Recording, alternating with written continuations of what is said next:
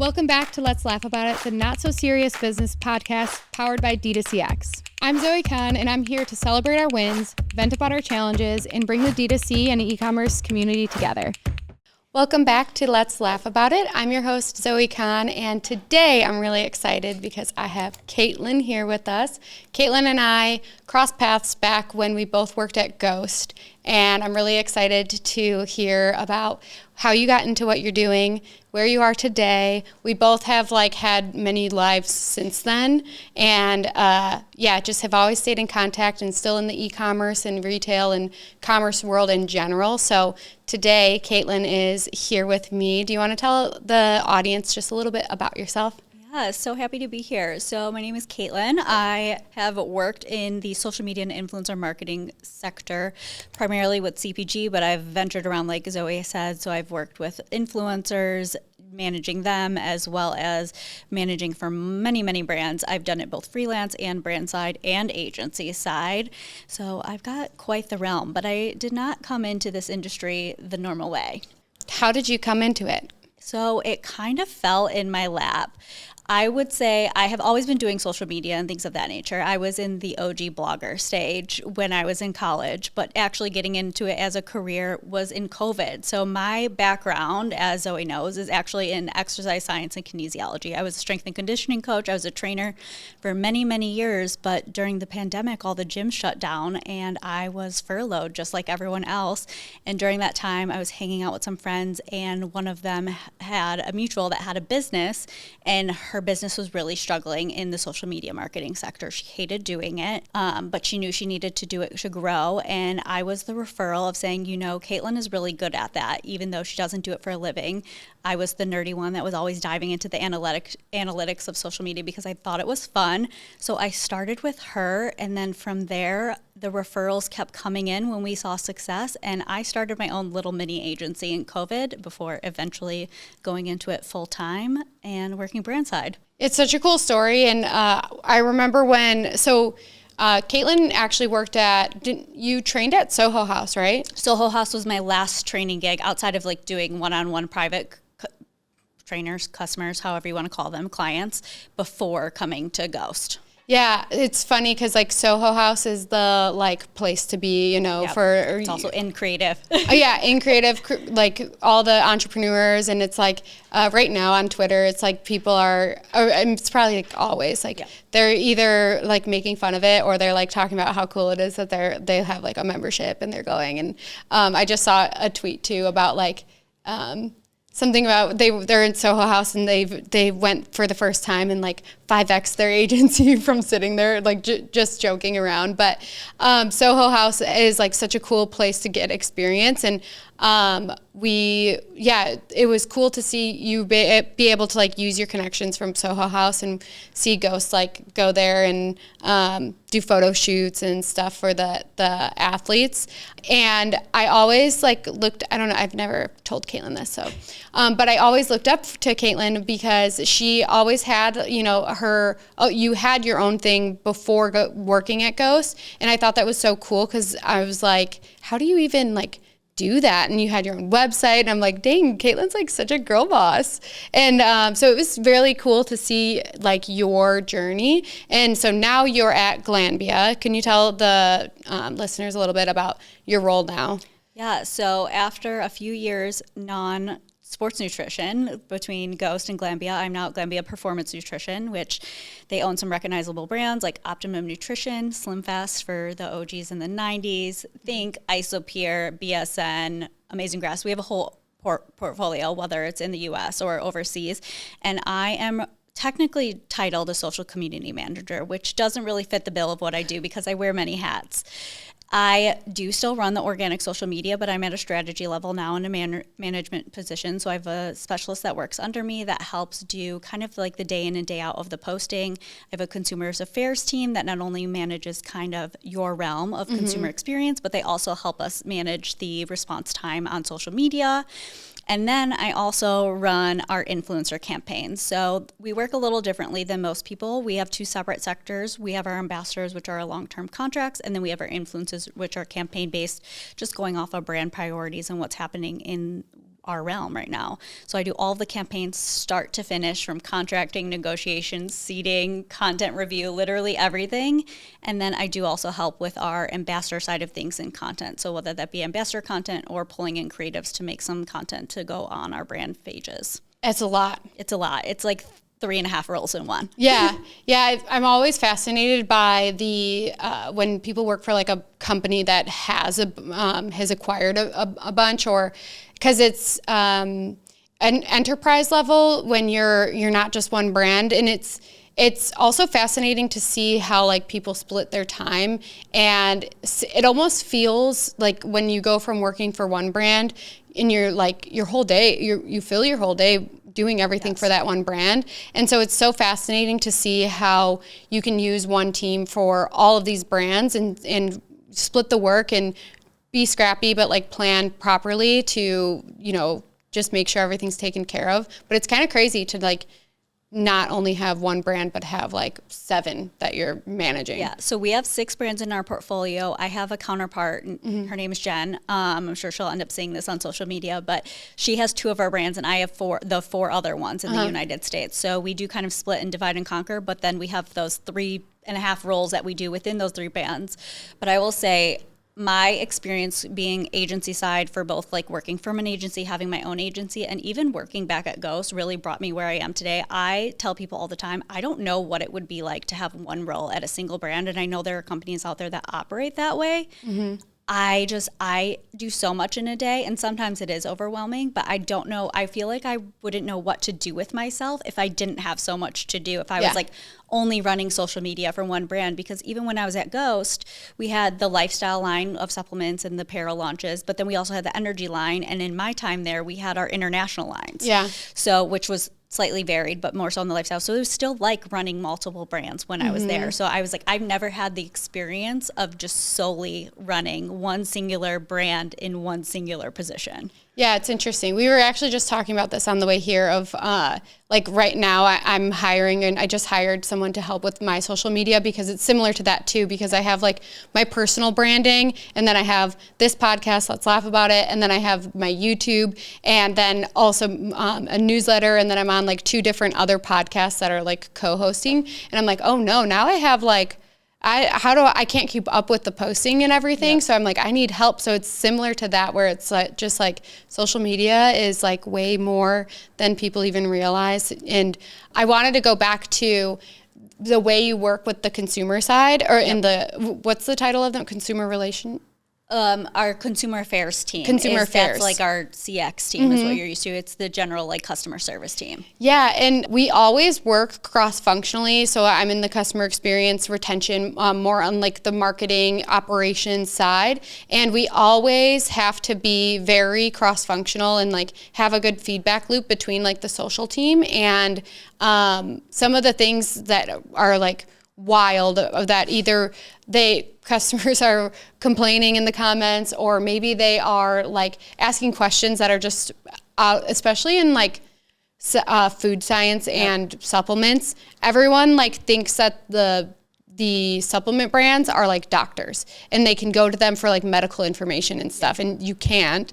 But those are the types of like comments and questions, and it's really important to have a good feedback loop with the social team. Yes. Can you talk a little bit more about that and like how you work with the CX side? Yeah, 100%. Actually, one of my favorite questions that I've ever got in like a social response, and it was just off the wall. Those who don't know, Glanbia's parent company is like milk and dairy farms. So I actually had someone reach out about protein, asking if our cows were like grass fed before it went into protein. So I was like, we get the most off the wall things. So our consumer affairs team is, honestly, they're really agile in the sense of they actually do our entire community management for us. Mm-hmm. We hop in where we can in terms of like in-kind offerings and things of that nature, but they are on it on the front line. So they're the ones answering your questions in the comments, in the DMs. They're the ones that also help us like source for UGC, like a brand fan like just randomly tags about it. We had Young Gravy tag one of our brands, like it was in the background and they saw it and they were like, we should send in products. So throw those my way and saying like, do you want to do this? And I'm like, yeah, 100%. We love the brand fans and the brand loyal, and we always want to reward them. So that's their role, is that they're answering all the comments, they're coming to us. They do go ahead and do any initiatives for people that are like, I want to be a partner, or I want to be an athlete or ambassador. They will constantly send those my way. My inbox is peppered with them from their team all day saying like, is this one a fit? And they do kind of the middleman ground between us too. They keep everything uniform in terms of how we speak to consumer, which is great. So they work with the same copywriters we do to get their main responses when it comes to like the basics.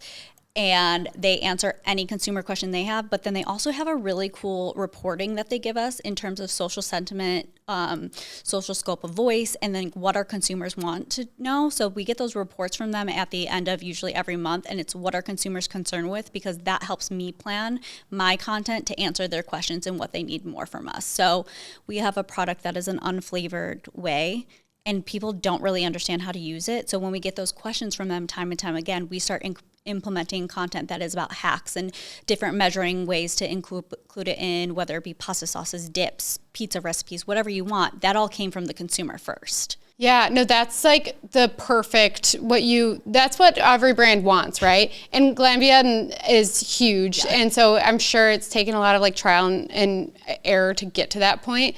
But it is something that's just like the voice of the customer is right there. I always say it about the inbox, but like the comment section, the DMs, like everything, it's a gold mine of like, what do your customers want? Or if you're ever wondering, like, what should I post, or what do my customers want? It's like, okay, go to the comment section, go to the reviews, go to the inbox, and just like listen to your consumers. And I was like picking Katelyn's brain about how they do like their customer service and their customer experience and everything. But I want to talk to the team because I actually just saw someone reached out to me about ad comments and like how you can like easily put them into like one place or monitor them. And this is like a struggle for a lot of people because they come in, and if you don't have like the right tech or the right systems, they'll come in one by one. And if you have more than one person on your team, it's like nearly impossible to spot trends or keep everything like organized because you're splitting the work between a bunch of people. And I don't know, do you know how many people are on your like I want to say they're at 6 right now. There's 2 that are leads, and I believe it's like 5 or 6 that work under them. I work with a handful of them, but they are like Jen and I and my team. They're divided across brands, so there's some of them that I don't touch as much. Yeah. But they have their hands in everything. Yeah. I was like, they get the reports from every little thing. They do the ad ones too, and some of our ad comments are absolutely hilarious when it gets that much exposure. It's nice to have it all in one place. So I was like picking Katelyn's brain about the tech they use, so I'm interested to see like how they organize it on the back end.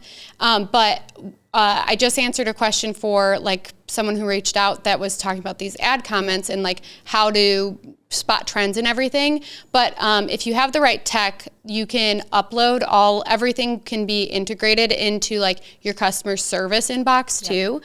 So I use Gorgeous for it, but like you can integrate even like your TikTok shop, which is a whole nother thing we can talk about. But TikTok shop has been like a mess for brands because of the response time, which we should probably talk about as well.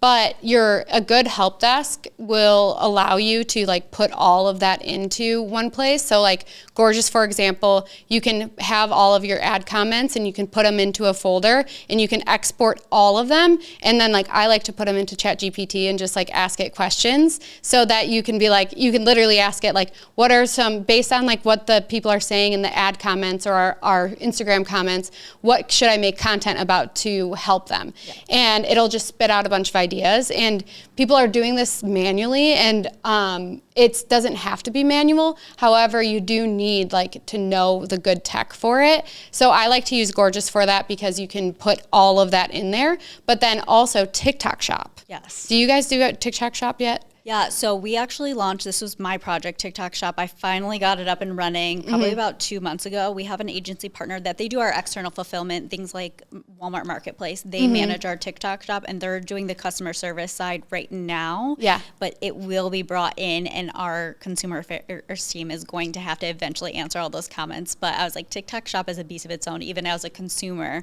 because I know that they have those response times and quick turnarounds just to be eligible to maintain the platform. Yeah, and a lot of our brands that we work with actually unfortunately find out the hard way because they'll get like dinged. I don't know what it looks like on their end of like them getting like, I keep saying like yelled at or like reprimanded. But one of the things that the TikTok Shop needs you to do is respond to every message, which if you say that in like simple terms, it's like, no shit, you want to respond to every message. But it's literally every single message that like if a customer reaches out to you or you're going back and forth and then they say, thank you, you've helped me, you can't just let that go. They look at that as a unresponded message. And so you literally have to say like, you're welcome. Yep. And then if they send back an emoji, you have to be the last word or else they just will say that like, so it could be literally never ending because that's the way I feel like they need to adjust their algorithm on that one. They have to. Yeah. Even like think in the case of now you have that they have to do that in that case. Mm-hmm. Now your product goes viral on TikTok Shop because of an affiliate link. And all of a sudden you have an influx, whether it be about stock questions, where their order is, processing delays, that could get out of hand so fast. Yeah, I have one client who is in like the toys section, ASMR like stuff, and it's all kids. Yeah. And so I always have problems with this type of stuff because like tech will charge either like TikTok Shop. You could imagine like the kids are just messaging like emojis or like questions or like, I want to see blah, blah, blah founder, and just going back and forth and they don't understand like whatever, like this is causing so many problems. They're because just trying to chat. They're just trying to chat. And like, that's the place that they have gotten a hold of someone because they're talking about their order or whatever. But it also becomes a problem with like, automations and like chatbots and stuff. We can't have a chatbot like live on their site because the kids will just like mess with it and like you get charged for like responses and you're taking people's time. Like it's really, really kind of crazy. But it's the TikTok Shop. If I would encourage like everyone to have that in their help desk because you want multiple eyes on it. And like especially like you hope your TikTok Shop does well, but like if you don't respond, like you could not be shown and like you could lose your shop and all this stuff. So it's like lucrative out there. That's essentially why we have kicked it off with our partner agency because we were like, we have to train the team on how to use TikTok Shop. And I know the current platform when we were kicking it off that they are using didn't have a feature for them to get in there. So they would have to go into a native app to respond to that. And you know how hard it is for them to go into a native app for 6+ brands. Mm-hmm. Plus they have the 6 individuals on their team that all have to have access to make sure the 2-factor authentication get in. Like that is just not a feasible workflow for them to respond to TikTok Shop messages. And obviously having a platform that can do it in one streamlined place is much better. But we knew we didn't have that. Yeah. And we barely had the bandwidth alone to get them onboarded to be able to learn how to do it. Yeah, I have like some hacks too because depending, like you really want to know the billing behind all of your tech, and a lot of times the tech companies will charge like, let's say that they have like your normal like help desk has emails and whatever, and like that's the basics, but then they'll charge you to like have like a customer satisfaction feature, which is like dumb. And then they'll charge per person, and then they'll charge like per integration, and then they won't even have the integrations. And like by the time you actually get the help desk to where you want it, you're spending $1 million. Yep. But they like kind of like they sold you on like, oh well, it's cheap just for like the help desk. But that's one of the problems I see, that like people don't they don't want to pay for it to be part of it. But Gorgeous, for example, will, not to make this like a whole Gorgeous thing, but this is like a whole thing that I'm like doing. The TikTok Shop right now is just such a big like pain point for people. But I will have all of they don't charge to put all of the comments and everything in the help desk, but they'll charge like per ticket. So like if you respond to it in the help desk, then that counts as like a billable ticket. But I'll have it in there so that we have eyes on it. But then like the social team can still respond like natively. And then like the customer service team who's working on like in the inbox can be like backup for these like 24-hour rules, or like being able to like just keep another eye on it, because people will lose their shop from just like literally not responding to a thank you. And I will tell you, setting up those shops is a process, and it's ever changing. It's not something you want to lose. It's so crazy. I don't even know if you lose it, if you're able to get it back, or how lengthy of a process that would be. I've been offered from companies to like buy my TikTok so that they can like start a shop on it. That's insane. Because it is hard. It's the same thing with like if you lose your Facebook ad account. Like, oh my gosh, you know how many times my Facebook has been hacked, and I am so grateful that I have access to a direct Facebook rep, because the number of times something happens with my Facebook and my ad account just disappears, I was like, I would be so SOL. Yeah. Especially for a brand who like relies on it. But that's why you can't rely on just paid, and organic is so important, like what Katelyn does. Question. This in the nature of let's laugh about it. I always like to ask people what your biggest mistake in your career has been and what you've learned from it. That's hard. I definitely make a bunch of small mistakes, but I was like, the one that kind of still haunts me a little bit is actually when we were at Ghost. I think you were still there at this time, but we were doing the text message marketing. Oh. And that got put on my plate. I had never done text message marketing before. And we used like a weird one. It was a really weird platform. It was like Gary V's like community text messaging. And it was really hard to kind of be like use and filter.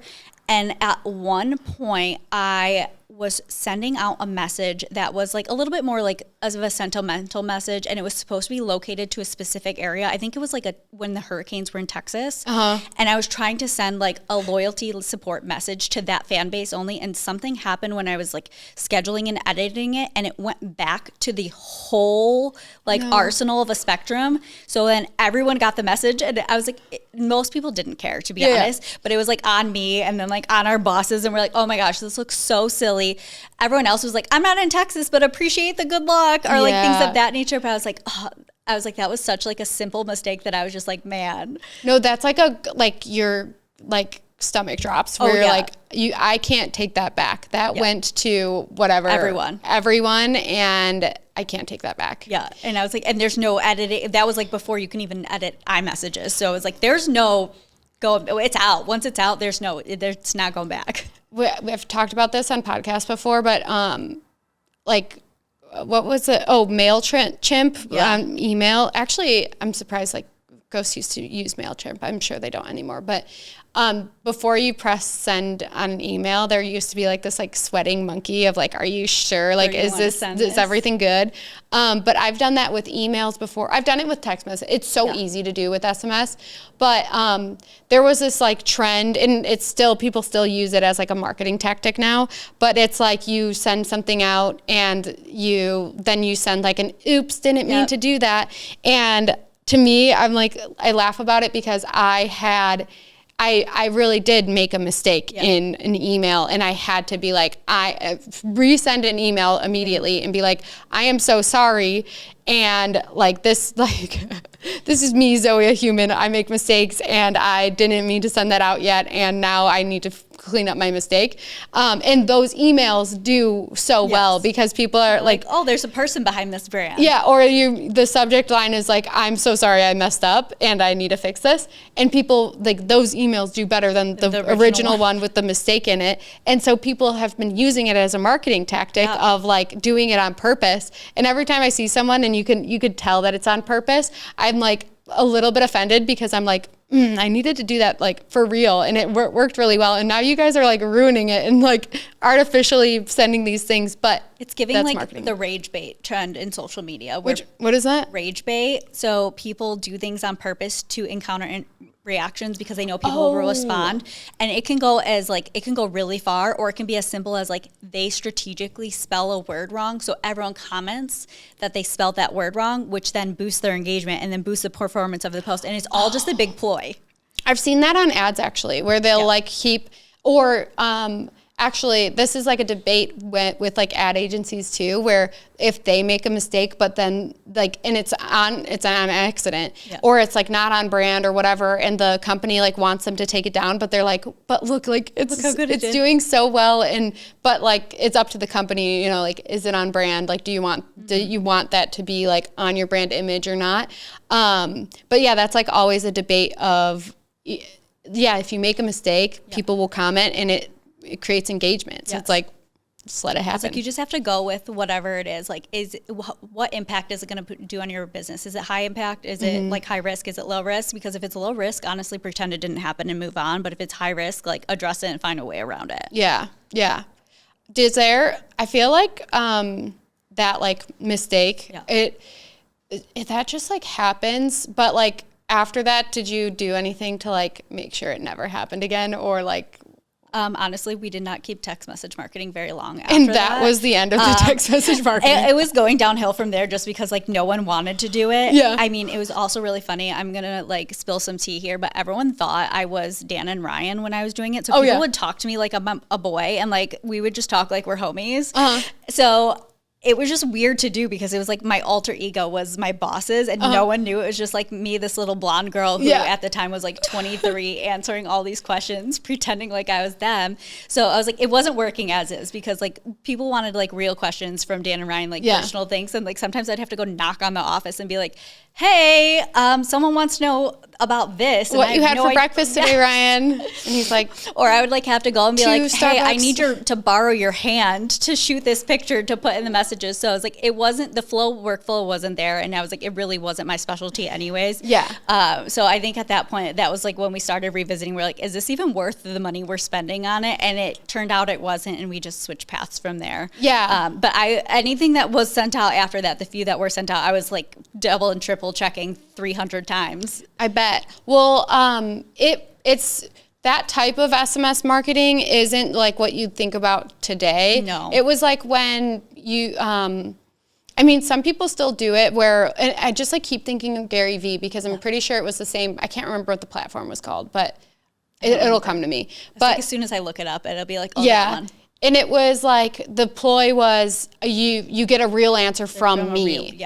And like who knows, whatever. But and people would do like inspirational texts or just like keeping it was like a chat. It was like a real, like you were chatting with a person, your friend. Yeah. They're keeping like, it's to keep them top of mind, the brand top of mind, this like influencer top of mind, rather than like right now when people in our like industry talk about SMS marketing, it's like updates and here's a new product launch. We just did this, shop now. Available now. Yeah. Private coupon codes. Like, this is very, very different. I think we would probably do something that is what is traditional today 5% of the time. Right. If that. Yeah, and it's expensive to send text messages back and forth. They charge per message, like, and which is so interesting because like that's not how like a phone service works. So like, why do I don't know? Another topic for another day. Old phone service, like back before we had unlimited data plans where you only got so many messages in so many minutes. Exactly. Oh my gosh. I remember being like, it would charge you when like someone texted you. Yes. And I'd be like, I saved up like all of my lawn mowing money to have my text messages and you're texting me stuff and I don't want you to. Could you imagine that nowadays with the number of like spam messages we get? I would have honestly, maybe we should go back. Yeah, it would be all gone. Okay, this is a new segment and I'm excited for Katelyn to be the tester of it. It's called What Type of Customer Are You? Yeah. And it's a test. And I'm going to give you a score at the end. Actually, I need to prepare for this so I can add it up. It's like a horoscope type thing. Okay, so this is going to tell us what kind of customer persona you are. Okay, and we've got I'm going to get some 6 questions. and I'm going to read you the question and the answers, and you just tell me which one you pick. Okay, first question. You've received the wrong order at a restaurant. What do you do? A, calmly point it out to the server. Mistakes happen. B, eat it anyways. It's an adventure. C, call the manager. They need to know. D, take a photo, post it on Instagram, and caption it, LOL, really? I'm going with A. I would just let the server know. A? Okay. Yep. 1 point. Boring. No, I'm actually, I'm someone who would just like, unless I'll eat it. Like, I'd be like, I'm so sorry. I made this mistake somehow. I'm just going to eat it. You're the person that asks for their steak rare and it comes back like well done. And you're like, it's fine. I'll eat it burnt. Like, this was my fault. Your online order arrives late. How do you respond? A, send a polite email asking for a status update. B, forget about it until it randomly shows up. C, demand a refund and leave a 1-star review. D, craft a hilarious tweet about your delivery drama. I'm going to be boring because I'm still A. I actually have an order that is late right now because it's not even the seller's fault. It was USPS. And I was like, hey, just like wanted to let you know if you know anything. And she's like, oh, I'll send you a new one if you need it. And now it's going to be delivered today. Yeah, I'm really bad. And I actually I forget about things and I don't read my email. And so like, I don't learn that lesson walking to the mailbox this week. So. Yeah. Katelyn has been going on my mailbox walks. And every time I get to the mailbox, I'm like, oh, who sent this to me? Me. Surprise. Okay. Next question. You find a tiny scratch on a brand new item. What's your reaction? A, shrug it off. Who's perfect? B, try to fix it yourself with YouTube tutorials. C, return it immediately and ask for a manager. D, name the scratch and call it part of your item's personality. Ooh. See, I feel like I would return it if it's a high value item, but I wouldn't ask for a manager because most of the time, like general customer service teams would just do it. Right. Okay, so in-betweener. I can give you 2.5 points for that one. There you go. I was like, I don't need a manager, but like if it's something that I spent a good amount of money on, I'm going to be like, can I just get a replacement? Yeah, I actually thought that maybe you would be, you would lean towards the personality naming it. I feel like it's just like my like a little bit OCD side that it would haunt me. Well, Katelyn and I went to a candle making class, and she was like, this candle had a personality. And I was like, that, I thought that maybe that would be your style of like. I think it just applies to certain niches of my life. Yeah, that candle had a personality. It was great. It had a whole bio. It had a whole bio based on the smell. Okay, you're on hold with customer service for 30 minutes. What do you do? A, wait patiently. They're probably swamped. B, use the hold music as background for a dance party. C, hang up and call back, this time with authority. That's such a Jackie thing. D, record a parody song about being on hold. I'm probably just chilling on hold, honestly. Maybe a dance party if it's got some good music. I like when they have the throwbacks. But my favorite of all time is when they have the callback feature. If there's a long wait, like if anyone out there listening doesn't have that and you can, you should. Do you always get a call back though?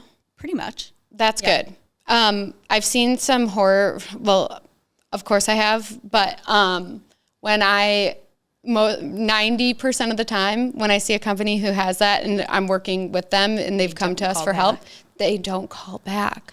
It's crazy how many companies don't call like the number back. Yeah, like if the customers don't get a hold of them, they won't call back. I was like, I'll usually wait if it's only like a couple people ahead of me, but when they're like, your wait time is an hour and a half and there's 40 people ahead of you, I'm like, no, you can call me back. Yeah, you can, yeah. But then it's always that case where I missed the call back and I'm like, darn it, I have to do this all over again. I was helping a company that the number, like how many people click that option, it just said 99 plus, like always. And I finally, I found a way to figure out how many were in there. And they had this crazy, it was over 700 for the last week that they just never call back. Yeah. Or, well, the issue is there's, the way tech is set up, there's just not always an easy way to access it. Yeah, that. Sometimes it's just they it's meant for like, okay, 5 people have pressed that, you can see them and you can just call them back. But like, if you don't have a large enough team and it's just like you don't have the bandwidth, it just keeps going and going and going, and you don't have like a system. Even if you have a large team and you have no system, when that list gets piled up, I can imagine it be so overwhelming. Yeah. And it's hard for companies to just like, it's stressful. Like, cause it gets pretty crazy. But I've seen some horror stories with like people pressing that and then never getting a call back. I gave you a 1.5 for an in-between for that. Got it. Your favorite store just launched a sale and the website crashes. What's your move? A, refresh the page until it works. B, take it as a sign you don't need any more stuff anyways. Never that option. C, call the store and demand access to the sale. D, laugh, cry, and share a meme about capitalism. So I'm definitely going to keep refreshing the page, but I've actually had this happen to me many times. And usually my first thing is also to go to their social media comments and be like, hi, is anyone else having this issue, or how do I fix it? You comment? I will comment, yeah. Mm-hmm. I'm not typically rude in my comment. I might be a little frazzled if it's something I really want to get my hand on, but I'm just like, hi, can someone fix this? What's happening? Yeah. Well, that's so interesting because you go to the comment section because you're like in the social world. I will go to just like support or like a chat bot. But sometimes because I know how it works in the back end, I'll just be patient. And like, I know that they're either like working on it or sometimes they really don't know. Yes. So you have like, I just did a launch with a new product for, a company yesterday, and there's always issues. Like, it's just like you don't know until like Netflix can have server issues during that boxing match. Oh, yeah. Any small company launching a product can have server issues. Yeah. What was a big one? It was during COVID, and Justin Bieber was it? Oh, New Year's Eve. Remember New Year's Eve on COVID? Yeah. Or during COVID, it was like everything kept crashing. Yeah. No, people are allowed to make mistakes. We're gonna give you an in-between for that one too. A 2. Not picking anything correctly. No, you're doing great. I'm a diva. It's hard because there's in-betweens. All right, this is the last question. You've been overcharged on a bill. How do you react? Point it out and request a correction politely. Assume it's fate and just pay it. Demand compensation and for emotional distress. Or use it as a stand-up material at an open mic night. Honestly, I'm going to probably say I didn't even notice it the first time until I was like doing my bank statements. And then usually I just email them. It's like, hey, can you fix this? Oh, you do the email. Yeah. I would like email customer service. I mean, because usually that's what happens on like online orders. And I'll just like shoot them an email with like screenshots of like what my bank statement said versus what my receipt said. And then I just pray they give me my money back. Right. It's so, there's so many different personality types with this too, because I'm like same thing. I'm like, I just assume it's right until like, I'm like, oh no, like that they added an extra 0. That can't be right.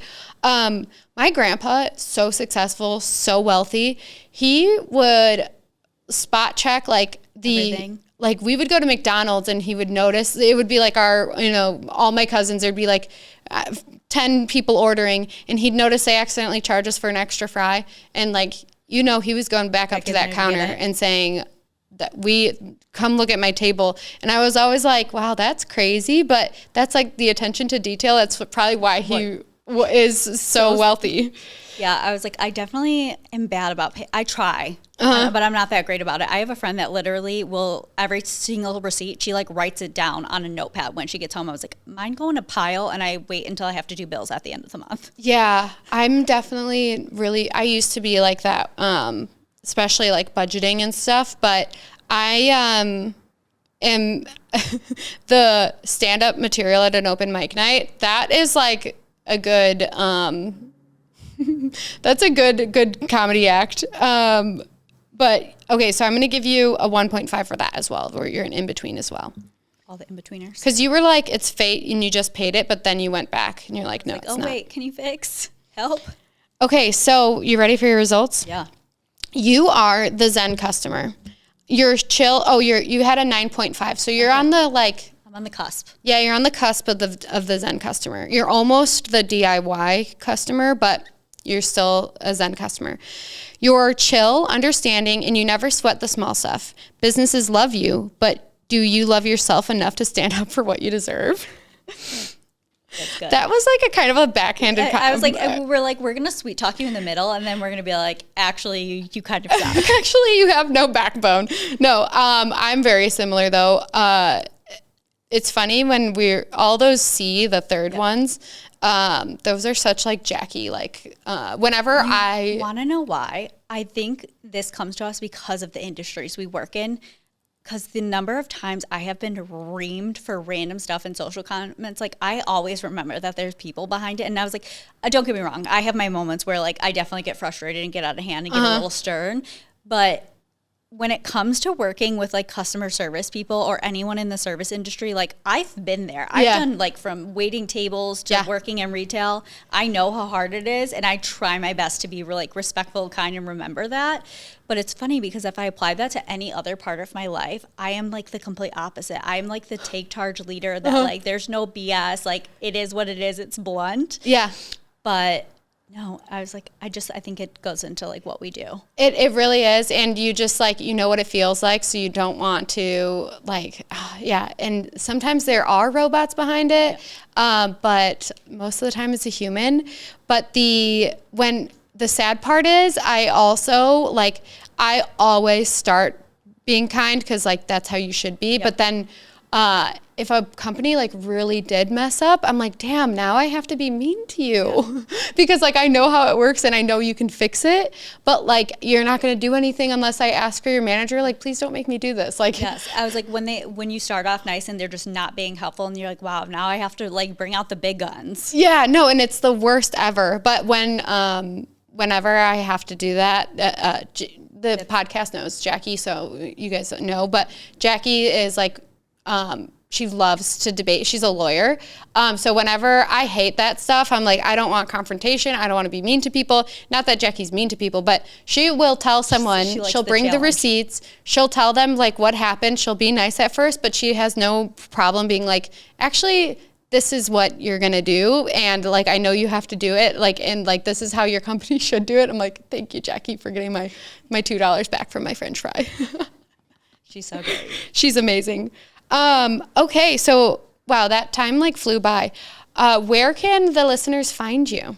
I'm obviously on social media, literally everywhere on social media. It's just my first and last name, so Katelyn Masek. You can type that on the screen because no one will be able to spell it. Let me see if I can try it. Katelyn Masek. You got Katelyn Masek. On all of it, the gram, TikTok. I technically have a Twitter. I don't know what the last time I posted, or X, whatever you want to call it, last time I posted on it, but I'm on all of them and it's all under the same name. Easy enough. I am trying to get Katelyn on Twitter and like more active on LinkedIn because you're like, you deserve to be there and like get the hype because that's like where it's so funny because I used to be an only Twitter user. Really? I 2011 deleted Facebook and this was like pre-Instagram before it like came out. When I was in high school, I hated it. Yeah. And I solely only used like Twitter and like That's Tumblr. Funny. Yeah, Tumblr for like years until Instagram came out. We didn't talk about it, but Katelyn has a very good specialty in Pinterest and like millions and millions and millions of impressions, and it's a really cool skill. So check out Katelyn, give her a follow. Thank you for listening, and we'll catch you next time. Bye. You know what to do. Like, comment, subscribe, and catch us in the next episode. And thank you for listening.